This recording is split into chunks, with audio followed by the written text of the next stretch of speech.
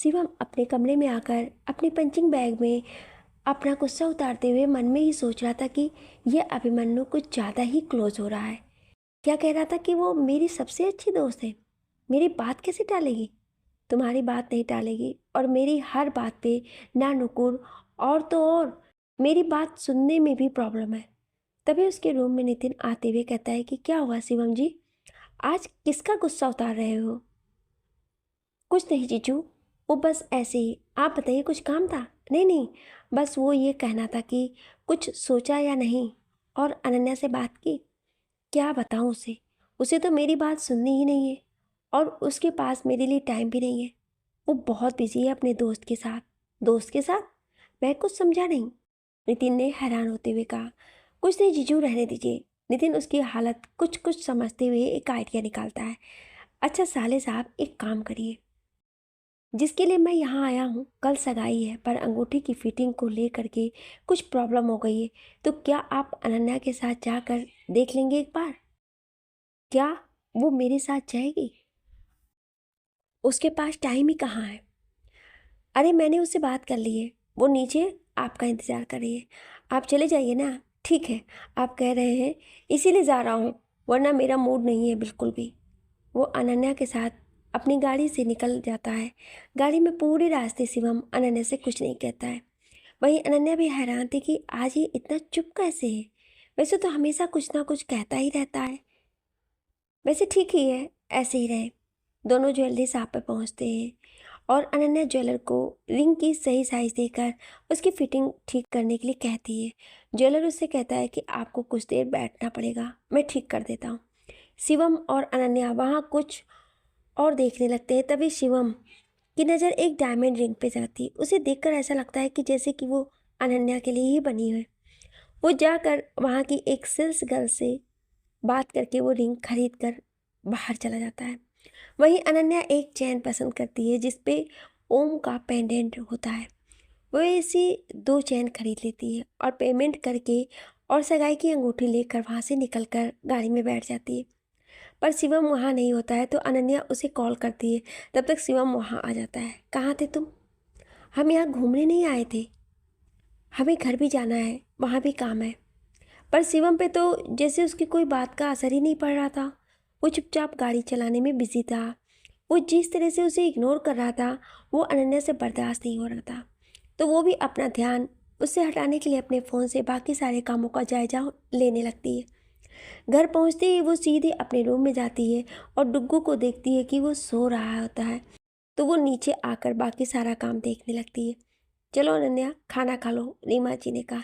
जी, मैं अभी आई। सब साथ खाना खा रहे होते हैं तभी अनन्या के फ़ोन पे अभिमन्यु का फ़ोन आ रहा होता है। बट फ़ोन साइलेंट मोड पे होने की वजह से अनन्या को पता नहीं चलता है। पर फ़ोन शिवम के सामने होने की वजह से वो देख लेता है, जिसे देखकर उसका पारा फिर से हाई हो जाता है। शिवम खाना खाने के बाद अपने रूम में चला जाता है और अनन्या को फ़ोन करके वहीं आने को कहता है। क्यों, तुम्हें क्या बात करनी है अभी? पूरे रास्ते तो मुंह फुलाकर बैठे रहे। अनन्या ने कहा। तुम्हें फ़र्क पड़ता है कि मैं क्या करता हूँ और क्या नहीं? तुम्हें तो बस तुम्हारे दोस्त से मतलब है। तुम जानती हो कि मुझे बर्दाश्त नहीं कि कोई और तुम्हें छुए या तुम्हारी तरफ देखे भी। फिर भी उस अभिमन्यु के साथ इतनी क्लोज क्यों होती हो तुम? होता कौन है वो तुम्हें खाना खिलाने वाला? दिल तो कर रहा है कि उसका मुंह तोड़ दूं। तुम उससे दूर ही रहा करो, समझी? शिवम एक सांस में ये सब बोलता गया। अनन्या उसके होठों पे उंगली रखते हुए कहती है कि हो हो गया तुम्हारा? सबको अपने जैसा समझ रखा है क्या? वो मेरा दोस्त है, बस, उससे ज़्यादा कुछ नहीं। और मेरी लाइफ मेरी मर्जी में जो भी करूँ। तुम किस हक से मुझे रोक रहे हो? और मैंने तुमसे पहले भी कहा है कि मेरी ज़िंदगी में दखल मत दो। अपने आप से और अपनी सौम्या से मतलब रखो। वैसे मैंने अभी तक पूछा नहीं, पर कहाँ है तुम्हारी वाइफ? यहाँ तुम्हारी बहन की शादी है और वो गायब है। ये सब सुनकर शिवम का गुस्सा तो बहुत ही ज़्यादा बढ़ गया और वो अनन्या का हाथ पकड़कर उसे अपने साथ ले जाने लगा। वो तो घर पे किसी ने भी उन्हें जाते हुए देखा नहीं, वरना सब कुछ खराब हो जाता। अनन्या उससे अपना हाथ छुड़ाने की बहुत कोशिश कर रही थी, पर शिवम की पकड़ बहुत ज़्यादा मजबूत थी। उसे गाड़ी में बिठाते हुए शिवम ड्राइव करते हुए वहाँ से निकल जाता है। पूरे रास्ते वो शिवम से पूछे जा रही थी कि कहाँ ले जा रहे हो मुझे, पर शिवम कोई जवाब नहीं दे रहा था। बस उसकी आंखों में उस वक्त गुस्सा था। गाड़ी रोकने के बाद शिवम उसे अपने साथ एक घर में ले जाता है। उस घर के अंदर जाने के बाद शिवम दरवाज़ा बंद कर देता है। ये क्या कर रहे हो शिवम? मुझे यहाँ क्यों लेकर के आए हो? मुझे घर जाना है और बहुत काम भी है। चले जाना, पर आज मेरी पूरी बात सुनने के बाद तुमने ये सोच भी कैसे लिया कि मैं किसी और से प्यार कर सकता हूँ? उस दिन मैंने जो भी कहा वो मजबूरी में कहा था। तुम्हें पता है, मैं लखनऊ गया था। वहाँ जाकर मुझे पता चला कि माँ की दोनों किडनी खराब हो गई है और जल्द से जल्द उनका ऑपरेशन करना पड़ेगा। मैंने बहुत कोशिश की, बट कोई डोनर नहीं मिला। उसी समय मुझे सौम्या मिली वहाँ। पहले तो मैंने उससे कोई बात नहीं की, पर फिर उसने मुझसे माफ़ी मांगी कि अब वो फिर कभी ऐसा नहीं करेगी। तो मैंने उसे माफ़ कर दिया। फिर उसने मुझसे पूछा कि मैं इतना परेशान क्यों हूँ, तो मैंने उसे सब कुछ बता दिया। तो उसने कहा कि वो अपना टेस्ट करवाने के लिए रेडी है, और किस्मत से डॉक्टर ने उसकी रिपोर्ट देखने के बाद कहा कि वो अपनी किडनी दे सकती है। ये सुनकर उसने कहा कि वो डोनर बनने के लिए तैयार है। तो मैं माँ और बाकी सबको यहाँ बुला लूँ। बस इन सब में इस तरह फंस गया था और नहीं चाहता था कि तुम भी परेशान हो जाओ, इसीलिए तुम्हें कुछ नहीं बताया और तुमसे बात भी नहीं की। फिर सब लखनऊ आ गए, और उसके बाद जिस दिन माँ का ऑपरेशन होना था, उससे बस कुछ वक्त पहले सौम्या ने मुझसे कहा कि वो अपनी किडनी तभी डोनेट करेगी जब मैं तुमसे वो सब कहूँगा और तुम्हें हमेशा हमेशा के लिए छोड़ दूँ और उससे शादी करने का वादा करो। मुझे कुछ भी समझ नहीं आ रहा था कि मैं तुम्हें चुनूं या माँ को। किसी एक को भी चुनना मेरे लिए सबसे ज़्यादा मुश्किल था। दोनों ही मेरी ज़िंदगी की सबसे खास इंसान हैं, पर उस समय मुझे एक बेटे का फ़र्ज़ निभाना ज़्यादा ज़रूरी लगा। तो मैंने सौम्या से वादा कर दिया और उसके बाद वहाँ से चला गया। ऑपरेशन सही सलामत हुआ। माँ और सौम्या दोनों ठीक थे, पर मुझे समझ नहीं आ रहा था कि मैं तुमसे क्या कहूँगा और कैसे। जैसे तैसे हिम्मत करके मैंने तुम्हें फ़ोन किया और उसी फ्लैट में मिलने के लिए बुलाया और वो सब कहा।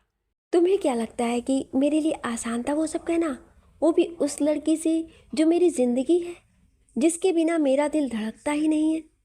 उस दिन वो सब हुआ, उसके बाद तुम्हारे एक्सीडेंट की खबर, और मुझे लगा कि शायद मैंने तुम्हें हमेशा हमेशा के लिए खो दिया है। फिर मेरी पोस्टिंग भी लखनऊ में हुई थी, तो मैं यहाँ चला आया। ये सब कहते कहते शिवम की आंखों से आंसू बह जा रहे थे। तभी अनन्या ने उसके कंधे पे हाथ रखा। उसने पलट कर देखा कि अनन्या भी रो रही है।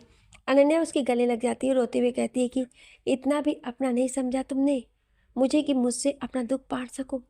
सारा दर्द अपने दिल पे ही रखा। मैं इतनी पराई हूँ कि तुम्हारे लिए पता नहीं था।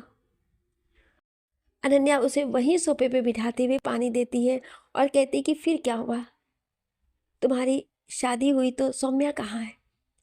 मैंने सौम्या से कह दिया कि मुझे बस सिंपल सी शादी करनी है, तो वो मान गई थी।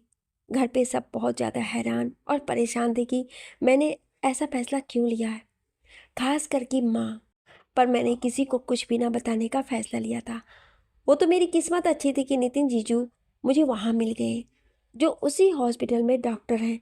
उन्होंने मुझे बताया कि सौम्या ने अपनी किडनी नहीं दी, वो डोनर कोई और था जिसे सौम्या ने पैसे दिए थे, और जिस डॉक्टर ने माँ का ऑपरेशन किया था वो सौम्या के भैया थे। इसी वजह से ये सब इतनी आसानी से हुआ। पर नितिन जीजू ने मुझे सारी सच्चाई बताई और मेरी ज़िंदगी बचाई।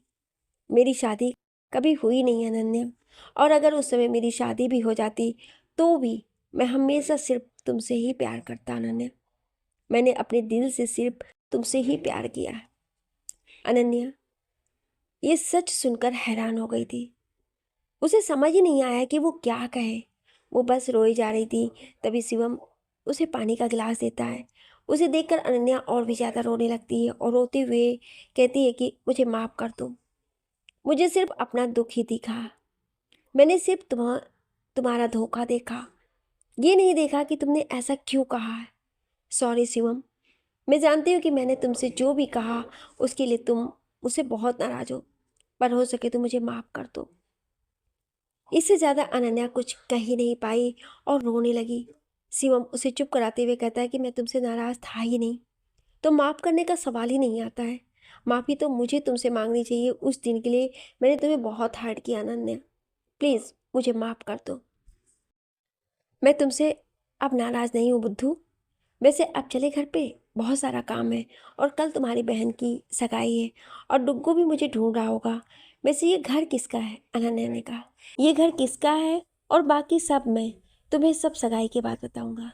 अब चलो, वरना डुग्गू तुम्हें ना देख करके परेशान हो रहा होगा। वो मुझे पता है कि वो तुम्हारा बेटा तुम्हें लेकर बहुत पजेसिव है।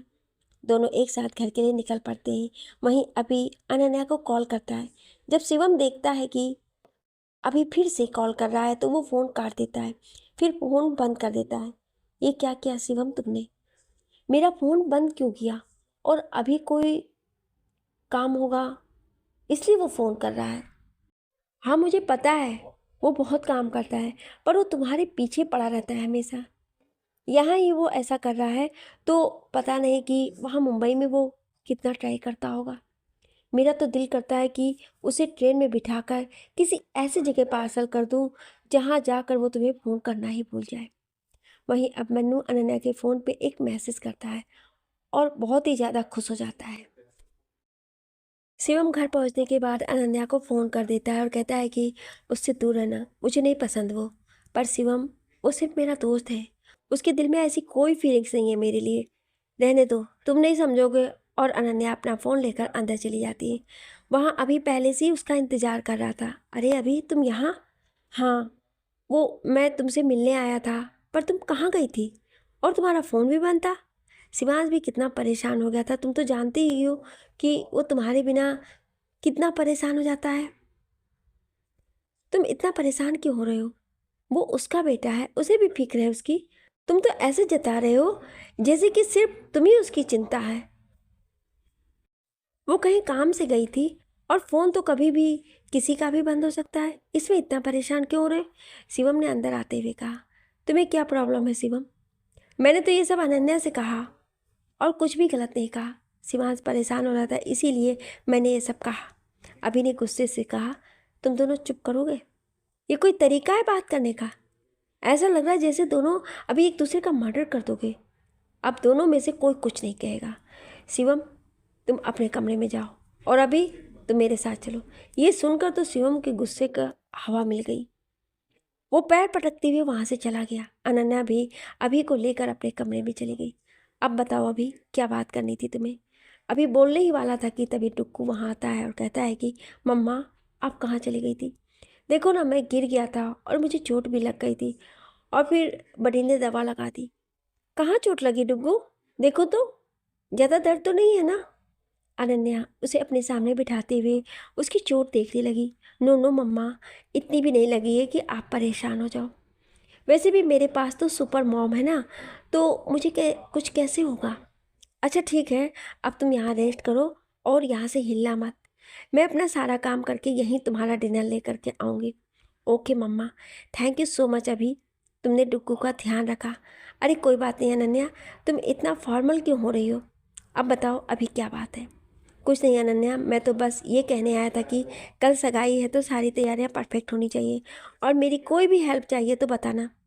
ज़रूर बताऊंगी, पर अभी तक तो सब काम सही तरीके से हो रहे हैं और अभी शिवम की तरफ से मैं तुमसे माफ़ी मांगती हूँ। इट्स ओके अनन्या, तुम भी कहाँ उसकी बात कर रही हो। अच्छा अब मैं चलता हूँ। और एक इम्पॉर्टेंट बात, मुझे कल तुम्हें कुछ बताना है अपनी लाइफ के बारे में, तो सगाई के बाद कहीं जाना मत। ओके अभी, चलो अब तुम भी आराम से घर जाना और वंस अगेन थैंक यू। अब अगर तुमने थैंक यू कहा तो मैं तुमसे नाराज़ हो जाऊँगा। अपना ध्यान रखना, मैं कल मिलता हूँ तुमसे। ओके बाय अभी। उसके जाने के बाद अनन्या नीचे जाकर शिवांश के लिए खाना लेकर आती है और उसे खिलाकर सुला देती है। उसे सुलाने के बाद वो चेंज करके अपने सारे असिस्टेंट्स से बात करके उन्हें कल का सारा अरेंजमेंट समझाकर सोने जा रही होती है कि तभी शिवम उसे मैसेज करता है कि उसे कुछ बात करनी है तो वो छत पे आ जाए। अनन्या छत पर जाकर देखती है कि वहाँ कोई नहीं है तो वो वापस जाने लगती है। तभी कोई उसका हाथ पकड़कर खींचता है। वो बस चिल्लाने ही वाली होती है कि तभी शिवम उसके मुंह पर हाथ रखकर कहता है कि अरे यार मैं हूँ, खाम का पूरे घर को इकट्ठा कर देती है अभी। अनन्या शिवम के पैर पे जोर से अपना पैर मारते हुए कहती कि इडियट, मुझे 1 सेकंड के लिए डरा दिया। अब जल्दी से बताओ क्या बात करनी है तुम्हें। मुझे नींद आ रही है और कल मेरा दिन बहुत बिजी रहेगा। 1 मिनट, उस अभिमन्यु के साथ तो बात करने में तुम्हें कोई प्रॉब्लम नहीं होती है, और मुझ में कौन से कांटे लगे हुए जो मेरे साथ 2 पल भी नहीं रह सकती हो। ऐसा कुछ नहीं है शिवम, तुम कुछ ज़्यादा ही सोच रहे हो। अब बोलो भी क्या बात है। वो बात ये थी कि छोड़ो, नहीं बताना मुझे। ठीक है मत बताओ, मैं जा रही हूँ। ऐसा कहकर वो जाने लगती है। तभी शिवम कहता है कि कितना बदल गई हो तुम, पहले तो ऐसी नहीं थी। मुझे देखो, मैं आज भी वैसा ही हूँ। उससे तुमसे उतना ही प्यार करता हूँ जितना कि पहले करता था। इनफैक्ट मेरा प्यार तो रोज़ बढ़ता ही जा रहा है। हाँ, और तुम्हारा शक भी बढ़ता जा रहा है। सॉरी, मैं तुम पे शक नहीं करता हूँ, बस तुम जानती हो कि मैं तुम्हें लेकर के कुछ ज़्यादा ही पॉजेसिव हो जाता हूँ। बट शिवम, अब पहले जैसी बात नहीं है। अब मेरे साथ मेरा बेटा है और मैं नहीं चाहती कि हमारी वजह से तुम्हारी ज़िंदगी में कोई भी परेशानी आए। हम दोनों एक दूसरे के साथ बहुत खुश हैं और अब तुम भी अपनी ज़िंदगी में आगे बढ़ो। ऐसा कहकर अनन्या चली जाती है और शिवम वहीं खड़ा खड़ा कुछ सोचने लगता है। अगले दिन सुबह से ही अनन्या उसी हाल में रहती है जहाँ सगाई होनी होती है। सारा दिन उसका काम में ही निकल जाता है। वहीं शिवम के पापा भी वापस आ जाते हैं। घर आने के बाद उन्हें सब पता चलता है तो वो ये सोचकर खुश हो जाते हैं कि अब शायद शिवम भी अपनी ज़िंदगी में आगे बढ़े। वहीं आज अभिमन्यु बहुत खुश था कि वो अनन्या से अपने दिल की बात कहेगा, और यहाँ शिवम ने भी कुछ ऐसा ही सोच रखा था। और अनन्या को तो कोई खबर ही नहीं थी कि ये दोनों क्या करेंगे। सारा काम खत्म करवा कर अनन्या घर आ जाती है। वहीं सब तैयार होने के बाद वेन्यू जाने के लिए निकल जाते हैं। बस शिवम और अनन्या को तैयार होना बाकी था। डुग्गू तैयार था तो वो बाकी सबके साथ चला गया। वहीं शिवम तैयार होकर अनन्या को आवाज़ देता है, चलो अब जल्दी करो, हमें लेट ना हो जाए। आ रही हूँ शिवम, अब क्या उड़कर आ जाऊँ। जैसे अनन्या बाहर आई, शिवम उसे देखता ही रह गया। ब्लू कलर की साड़ी में अनन्या कुछ ज़्यादा ही खूबसूरत लग रही थी। वैसे तो वो शिवम को हमेशा ही अच्छी लगती थी, पर आज तो उसने शिवम को फेवरेट कलर की साड़ी पहनी थी तो बात ही कुछ और थी। उस पे से उसके लंबे काले बाल जो कमर तक आ रहे थे, उसकी खूबसूरती पे 4 चांद लगा रहे थे। शिवम उसे देखते ही फ्रीज हो गया था। अब क्या कर रहे हो शिवम, यहाँ भूत बन करके खड़े हो गए हो। चलो अब देर नहीं हो रही है तुम्हें, अभी तो इतना चिल्ला रहे थे, अब चलो जल्दी। पर शिवम पे तो कोई जैसे असर ही नहीं था। शिवम उसकी तरफ बढ़ते जा रहा था और वो पीछे जा रही थी। अचानक वो दीवार से जा लगी और शिवम उसके बिल्कुल सामने था। अनन्या को अपने चेहरे पे शिवम की सांसें महसूस हो रही थी। पता नहीं शिवम क्या करना चाह रहा था। तभी शिवम उसकी आंखों से काजल लेकर उसके कान के पीछे टीका टीका लगा देता है। फिर मुस्कुराकर कहता है कि अब ठीक है, अब चलो। और अनन्या उसके पीछे मुस्कुराकर चल देती है। वो दोनों गाड़ी में बैठ जाते हैं और शिवम ड्राइव करने लगता है और एफएम पे गाना चला देता है। छू कर मेरे मन को किया तूने क्या इशारा, बदला ये मौसम लगे प्यारा जग सारा, छू कर तू जो कहे जीवन भर, तेरे लिए मैं गाऊं, तेरे लिए मैं गाऊं, गीत तेरे बोलों पे लिखता चला जाऊं, लिखता चला जाऊं, मेरे गीतों में तुझे ढूंढे जग सारा, छू कर आजा तेरा आंचल ये प्यार से मैं भर दूं, प्यार से मैं भर दूं, खुशियाँ जहाँ भर की तुझको नजर कर दूं, तुझको नजर कर दूं, तू ही मेरा जीवन है, तू ही जीने का सहारा, छू कर। ये गाना कहीं ना कहीं शिवम के दिल का हाल कह रहा था। वहीं अनन्या भी पूरे दिल से इसे फील कर रही थी। गाड़ी चलाते हुए शिवम बार बार अनन्या को चोरी छुपे देख रहा था और आज जो होने वाला है उसे सोच सोच कर मुस्कुराया जा रहा था। सामने देखो शिवम, और गाड़ी सही से चलाओ। अनन्या ने सामने देखते हुए कहा, तुम्हें सब पता होता है फिर भी अनजान बन जाती हो। एक बार मेरी तरफ देखा भी नहीं कि मैं कैसा लग रहा हूँ। ये नहीं कि मेरी तारीफ में 2 शब्द कह दो, इतनी कंजूसी भी अच्छी नहीं है। शिवम ने अनन्या को देखते हुए कहा, तारीफ तो तब करूँगी ना जब तारीफ लायक लगोगे। आप चुपचाप गाड़ी चलाओ और मेरा सिर मत खाओ। अनन्या ने गाना चेंज करते हुए कहा। और अब की जो गाना बजा वो तो दोनों के जज्बातों को बयां करने लगा और दोनों ही एक दूसरे को चुपके चुपके देखने लगे।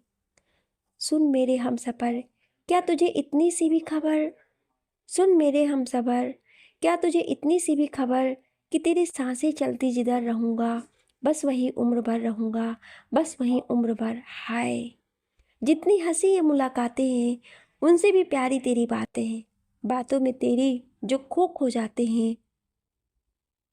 आऊँ ना होश में मैं कभी बाहों में है तेरी जिंदगी। हाय सुन मेरे हमसफर, क्या तुझे इतनी सी भी खबर। तब तक वेन्यू भैया आ गया और अनन्या गाड़ी से उतरकर फोन पे बात करते हुए जाने लगी। एक बार देखा भी नहीं मेरी तरफ और अब फोन पे बिजी हो गई। अभी देखना अंदर कितनी सारी लड़कियां मेरे आगे पीछे घूमेंगी, पर ये है जिसने मुझे नजर भर कर देखा भी नहीं।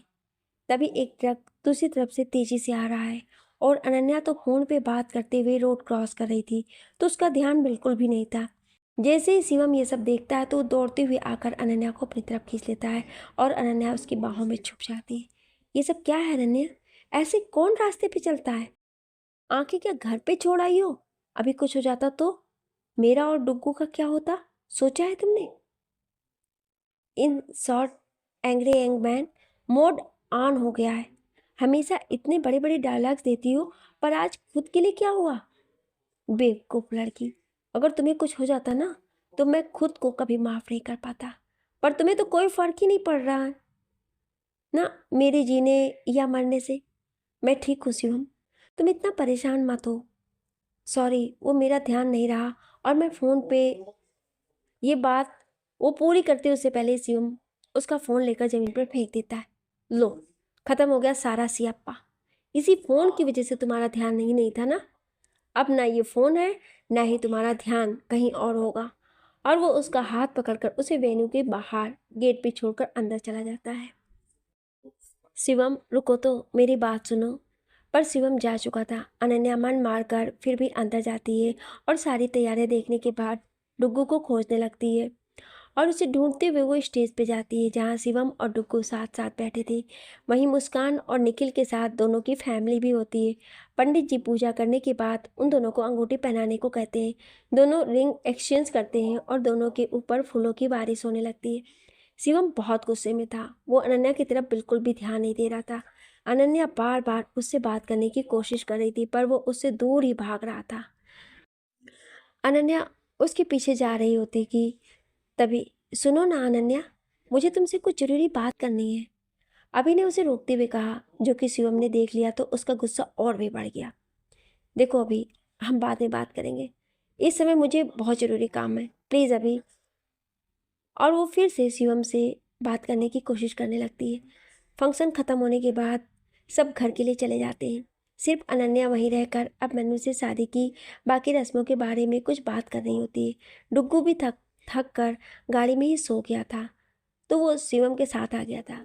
घर आकर शिवम देखता है कि अनन्या अभी तक नहीं आई है, तो वो डुग्गू को अपने कमरे में ही सुला लेता है और रीमा जी को अपने कमरे में जाते हुए कहता है कि माँ, डुग्गू मेरे कमरे में सो रहा है, अनन्या आ जाए तो आप उसे बता देना मैं जा रहा हूँ सोने, तो मुझे कोई डिस्टर्ब ना करे। पर राशु, वो अभी तक आई नहीं और उसका फ़ोन भी बंद है। मुझे तो चिंता हो रही है, इतनी रात हो गई है, उसका अकेले आना भी ठीक नहीं है। तू जाकर एक बार देख लेना। वैसे भी आजकल ज़माना सही नहीं है। ठीक है माँ, मैं जा रहा हूँ, पर आप चिंता मत करना और सो जाना। शिवम गाड़ी की चाबी लेकर निकल जाता है और रास्ते में बस अनन्या के बारे में ही सोच रहा था कि मैंने उसका फ़ोन भी तोड़ दिया, कहीं वो किसी प्रॉब्लम में ना हो, वो मुझे इन्फॉर्म भी नहीं कर पाएगी। वो गाड़ी स्पीड से चला रहा था और सीधे वेन्यू के बाहर ही जाकर रुका। जैसे वो गाड़ी से बाहर निकला, सामने से अनन्या और अभी एक साथ बाहर आ रहे थे। शिवम गुस्से में उन दोनों के सामने जाकर कहता है कि अनन्या चलो मेरे साथ, माँ तुम्हारे लिए परेशान हो रही है। और वो उसका हाथ पकड़कर उसे अपने साथ ले जाता है। गाड़ी में बैठते हुए वो गाड़ी स्पीड में चला कर ले जाता है।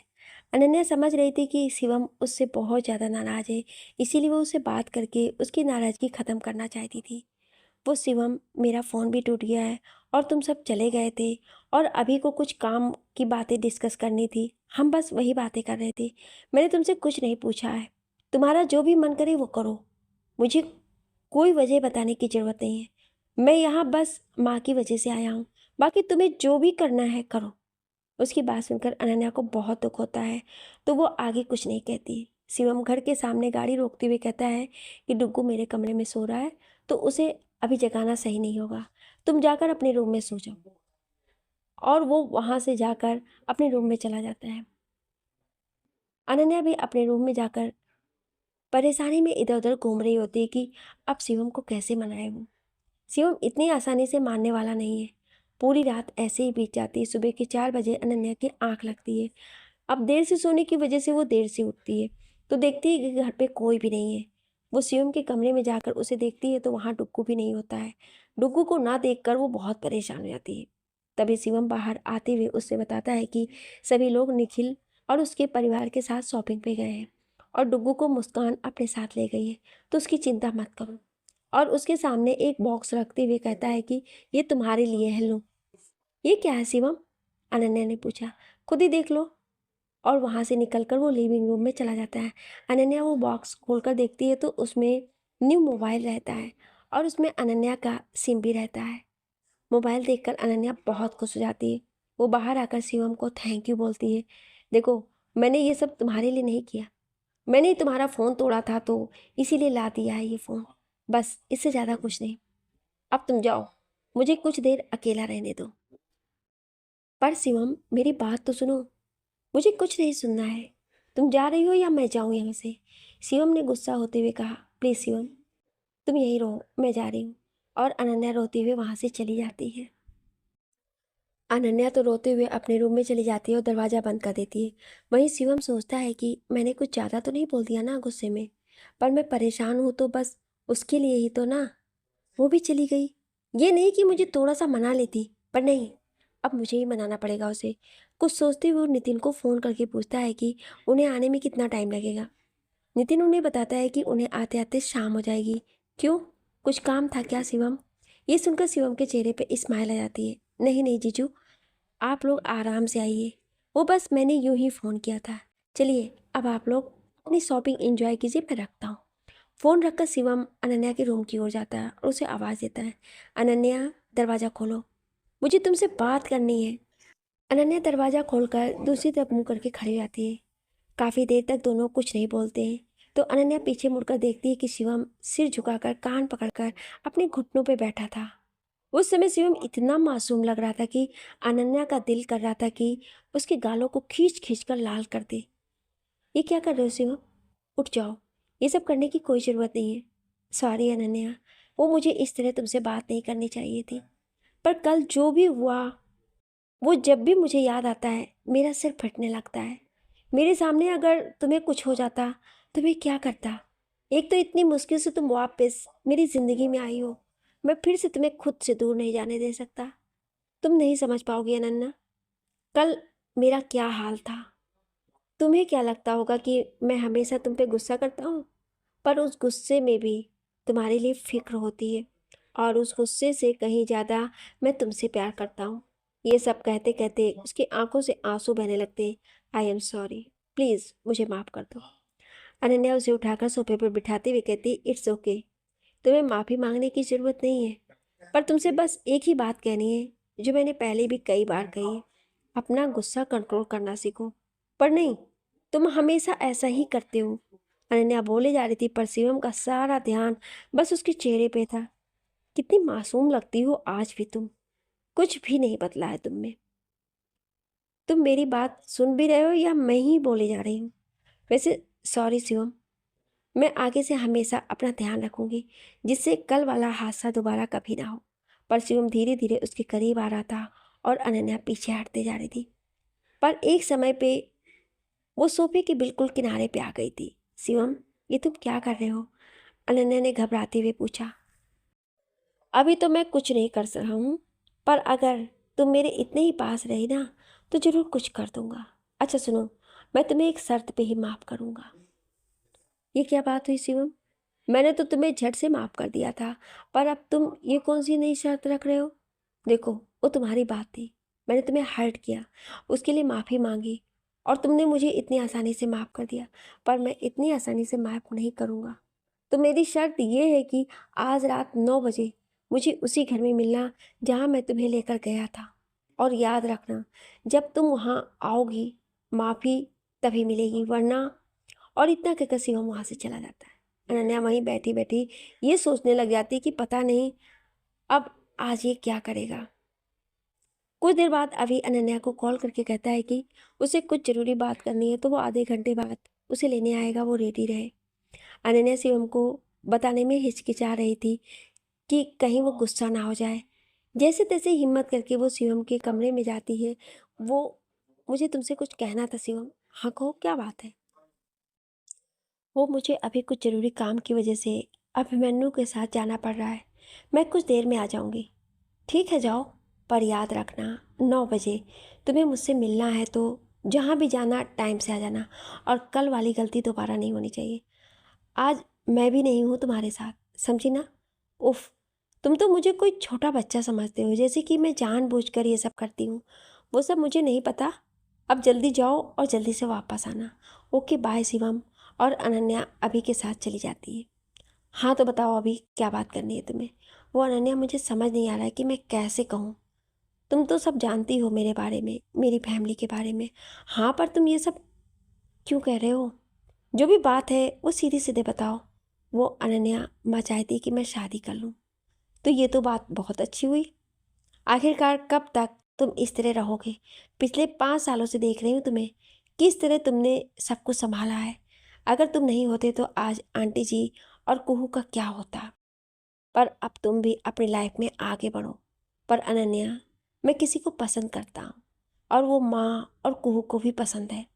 तो प्रॉब्लम क्या है डफर? और वैसे कौन है वो लकी गर्ल? वैसे तुमने कभी बताया नहीं कि तुम किसी से प्यार करते हो। एक मिनट अनन्या, इतने सारे सवाल मत करो, वरना मैं और भी ज़्यादा नर्वस हो जाऊँगा। अच्छा ठीक है ठीक है, अब तुम अपनी बात कंप्लीट कर लो।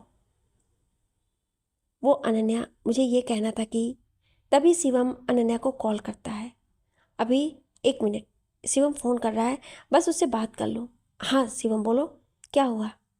कुछ भी नहीं हुआ, बस मैंने तुम्हें ये याद दिलाने के लिए कॉल किया था कि रात 9 बजे तुम्हें मुझसे मिलना है। हाँ मुझे याद है, मैं आ जाऊँगी। अब तुम फ़ोन रखो। सॉरी अभी, तुम कुछ कह रहे थे ना, बोलो। पहले तुम अपना फ़ोन साइलेंट करो तो, वरना कोई ना कोई फिर डिस्टर्ब करेगा। ओके अभी, लो कर दिया साइलेंट, अब बोलो भी। वो अनन्या, मैं ये कहना चाहता था कि मैं तुमसे प्यार करता हूँ। अभी से नहीं, जब से तुम्हें पहली बार देखा था तभी से तुम्हें पसंद करने लगा था। बस कभी कहने की हिम्मत नहीं हुई। मैं तुमसे शादी करना चाहता हूँ। मैंने माँ से भी बात कर ली है, वो भी तुम्हें बहुत पसंद करती हैं। अब मैं तुमसे तुम्हारे मन की बात जानना चाहता हूँ। देखो अभी, तुम मेरे बहुत अच्छे दोस्त हो। तुमने मुझे हमेशा सपोर्ट किया है। मैं जहाँ भी अकेली थी तुम मेरे साथ थे। पर मैं तुमसे प्यार नहीं करती हूँ। मेरी लाइफ में तुम मेरे दोस्त हो, पर मैंने कभी भी तुम्हारे बारे में उस तरह से नहीं सोचा। देखो कुछ गलत मत समझना। अगर मेरी तरफ से तुम्हें कभी भी ऐसा लगा तो आई एम सॉरी, पर ऐसा कुछ भी नहीं है। पर अनन्या, एक बार सोच कर तो देखो हमारे बारे में। हम दोनों की ही ज़िंदगी आधी अधूरी है। हमारे एक हो जाने से हम दोनों की ज़िंदगी का वो अधूरापन, वो सूनापन ख़त्म हो जाएगा। नहीं अभी, ऐसा नहीं हो सकता है। मैं तुमसे कभी प्यार कर ही नहीं पाऊंगी। प्लीज़ मुझे माफ़ कर देना, पर मैं तुमसे शादी नहीं कर सकती। क्या तुम किसी और से प्यार करते हो? इस बात का तुमसे कोई लेना देना नहीं है अभी। इस बात को यहीं ख़त्म कर दो। मैं नहीं चाहती कि मैं अपने दोस्त को खो दूँ। अब मैं जा रही हूँ।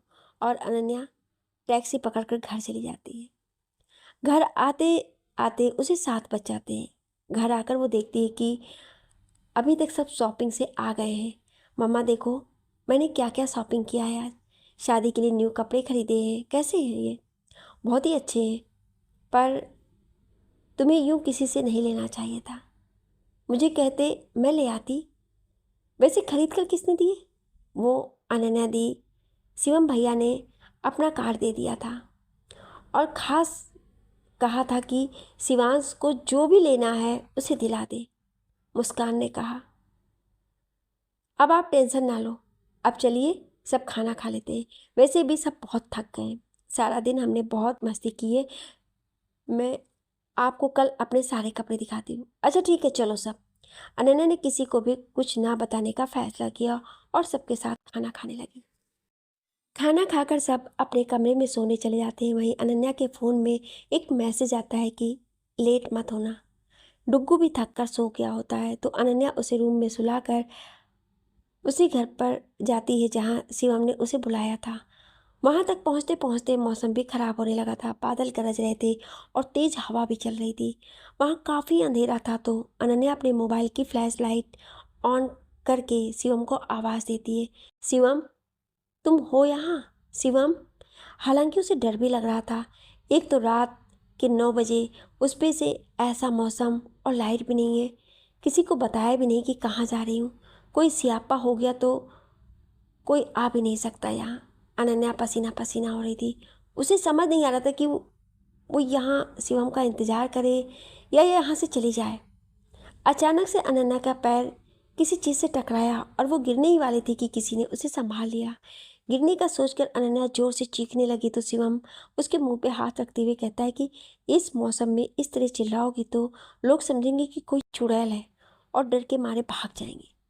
शिवम की आवाज़ सुनकर अनन्या फट से उसके गले लगाकर कहती है कि कहाँ चले गए थे तुम? मुझे यहाँ बुलाकर खुद गायब थे। तुम्हें पता है अभी मुझे हार्ट अटैक आ जाता।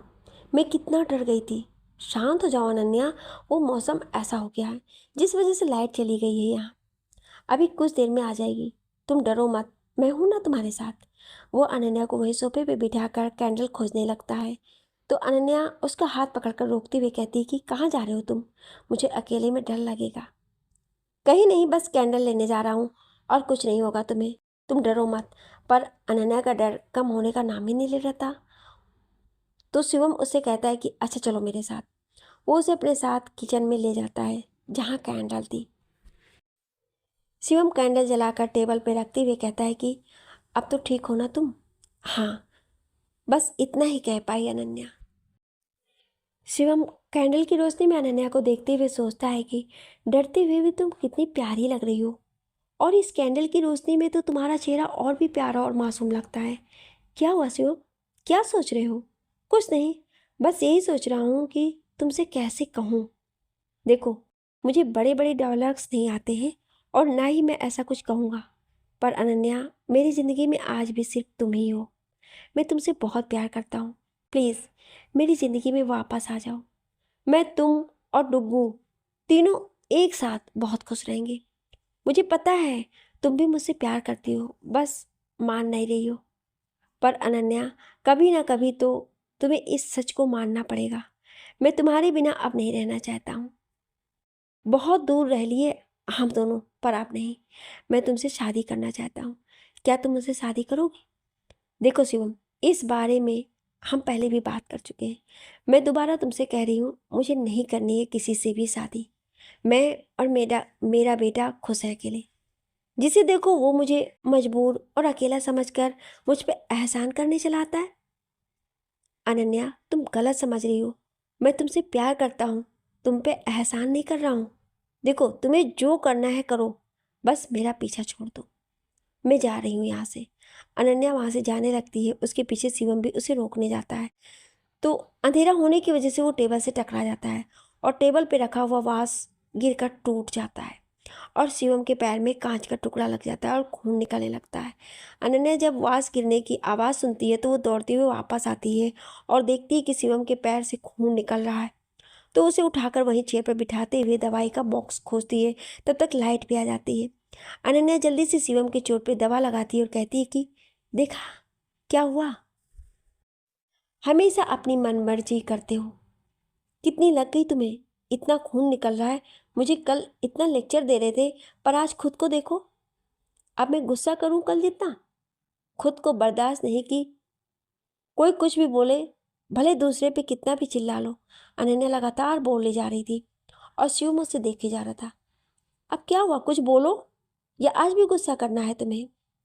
इतनी फिक्र करती हो मेरी, तो मान क्यों नहीं लेती हो कि मुझसे प्यार करती हो? मेरे लिए अपने कीमती आंसू मत बहाओ। मैं कौन हूँ तुम्हारा? शिवम का इतना कहना था कि उसके गाल पे एक जोर का थप्पड़ पड़ता है। ये क्या कर रही हो? एक तो मुझे चोट लगी है, उस पे से मुझे ही मार रही हो। पागल हो गई हो? पागल मैं नहीं, तुम हो जो हर समय बकवास करते हो। दोबारा ऐसी बकवास की ना तो दोनों गाल लाल कर दूंगी, समझे? अच्छा, इतना हक जमा रही हो मुझ पे क्यों? क्योंकि मैं कहते कहते अनन्या रुक जाती है। क्या हुआ? आगे बोलो, मैं सुन रहा हूँ। तभी जोर से बादल गरजने की आवाज आती है और लाइट भी चली जाती है और अनन्या डर कर शिवम की बाहों में छुप जाती है। शिवम भी उसे अपनी बाहों में कसते हुए कहता है कि अगर लाइट के जाने से तुम मेरे इतने पास आ जाओगी तो मैं तो यही चाहूँगा कि ये लाइट कभी आए ही ना और ये बादल हमेशा गरजते रहे और तुम भी हमेशा मेरे इतने ही पास रहो। उसकी बात सुनकर अनन्या रोने लगती है। तुम बहुत बुरे हो। कभी खुद ही मुझे खुद से दूर, इतना दूर कर देते हो और कभी खुद के इतना पास बुला लेते हो। सॉरी अनन्या, वो एक बार बस मेरी मजबूरी थी। बट आई प्रॉमिस, अब तुम्हें और डुग्गू को खुद से कभी भी दूर नहीं जाने दूंगा। हमेशा दोनों मेरे दिल में रहोगे। पक्का ना? अनन्या ने रोते हुए पूछा। हाँ, पक्का तो। बस तुम रोना बंद करो, वरना मैं कुछ और तोड़ दूंगा और फिर मेरे पैर में लग जाएगा तो तुम मुझे डांटना मत। अनन्या के आंसू पोंछते हुए शिवम उसे कहता है कि अब बताओ, शादी करोगी मुझसे? हाँ, अनन्या शर्माती हुई कहती है। तभी लाइट आ जाती है। देखा ना, तुमने हाँ कहा तो इस घर में और मेरी जिंदगी में रोशनी आ गई। वो तो ठीक है, पर अब घर चलें। वहाँ किसी को भी पता नहीं है कि हम दोनों यहाँ हैं और डुग्गू भी जाग गया तो प्रॉब्लम हो जाएगी। हाँ चलो, वरना डुग्गू जाग गया तो पूरे घर में तुम्हें ढूंढेगा। दोनों साथ साथ वहाँ से निकल जाते हैं। अब तो आप सबको पता चल गया कि अनन्या क्या करेगी। अब जब सब कुछ अच्छा ही हुआ है तो आगे भी अच्छा ही हो सब, कहीं कुछ बुरा ना हो जाए। क्या आप आगे की कहानी सुनना चाहते हैं? तो कमेंट में यस जरूर लिखिएगा। Thank you.